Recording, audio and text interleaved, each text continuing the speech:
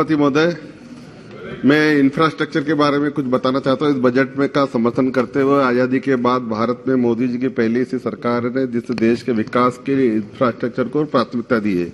किसी भी गांव, शहर, प्रदेश के विकास के लिए महत्वपूर्ण होता है उसका इंफ्रास्ट्रक्चर बेहतर हो।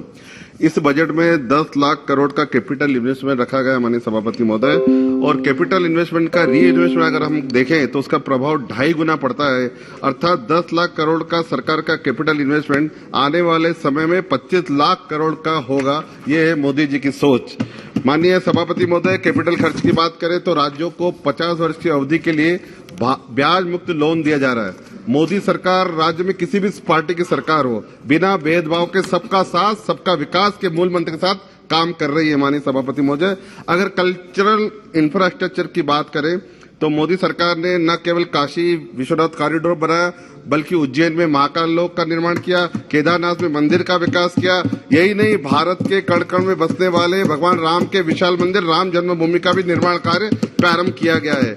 यदि हम बात करें मेडिकल इंफ्रास्ट्रक्चर की बात करें तो सरकार ने हर राज्य में एम्स हॉस्पिटल की भी स्थापना की है। यही नहीं, हर जिले में मेडिकल अस्पताल और हर जिले में मेडिकल कॉलेज, और इसके साथ साथ इस बजट में हर जिले में नर्सिंग कॉलेज खोलने की बात कही गई है और मेडिकल कॉलेज की सीटें भी बढ़ाई गई है। अगर फार्मा इंफ्रास्ट्रक्चर की हम बात करें तो जहां पहले विदेशों से हम दवाई मंगाते थे, छोटी छोटी दवाइयां, आज ये स्थिति हो गई कि हम दूसरे देशों में एक्सपोर्ट कर रहे हैं। यह है माध्यम मोदी सरकार का बजट। यही नहीं, मेडिकल इंफ्रास्ट्रक्चर की बात करें तो मेडिकल इंफ्रास्ट्रक्चर में जो इक्विपमेंट लगते हैं, पहले हम अन्य देशों पे निर्भर हुआ करते थे, लेकिन माननीय प्रधानमंत्री मोदी जी के नेतृत्व में इंफ्रास्ट्रक्चर में इतनी है कि हम अब इक्विपमेंट खुद बनाते हैं और इसको एक्सपोर्ट भी करते हैं। दूसरा, इस बजट में यूनिटी मॉल का प्रावधान किया गया है। हर राज्य की अपनी वस्तुएं हैं और खास करके शिल्पकारों को बिक्री के लिए एक अच्छी सुविधा हर राज्य को दी गई है, उसके लिए मैं स्वागत करता हूं।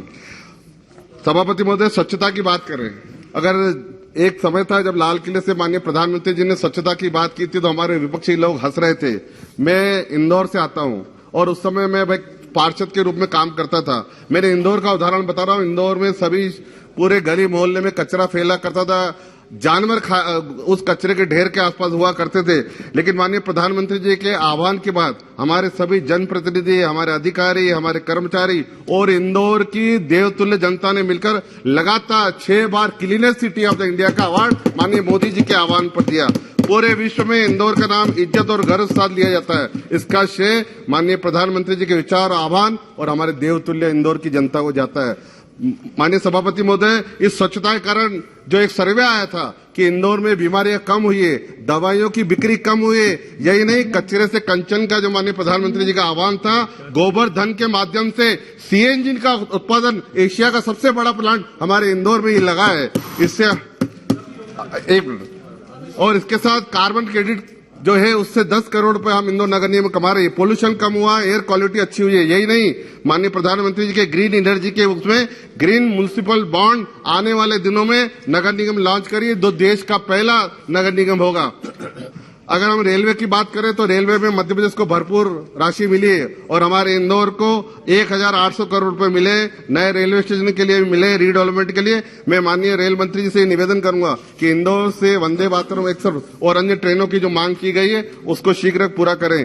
यही नहीं, अगर हम सड़क इंफ्रास्ट्रक्चर की बात करें तो मध्य प्रदेश में इसमें भरपूर राशि मिली गई है और हमारे इंदौर में 5500 करोड़ के काम चल रहे हैं। फिर भी मैं माननीय रेल सड़क मंत्री से ये निवेदन करूंगा कि हमारे इंदौर में पश्चिम बाईपास और आउटर रिंग रोड होना चाहिए और केबल कार भी होनी चाहिए।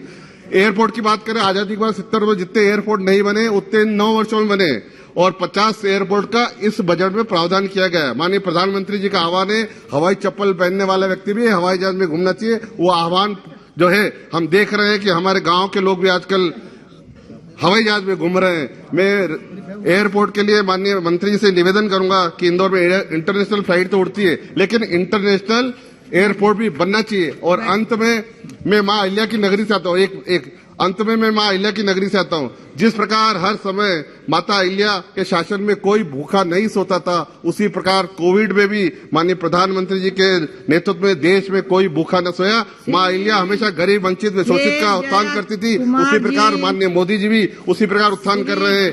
कर्म ही जिसकी पूजा है, ऐसे प्रधानमंत्री के नेतृत्व में अमृतकाल का आने वाले वर्षों में राष्ट्र को परम वैभव तक पहुंचाएगा। मैं बजट का समर्थन करता हूं। Register some of my views here.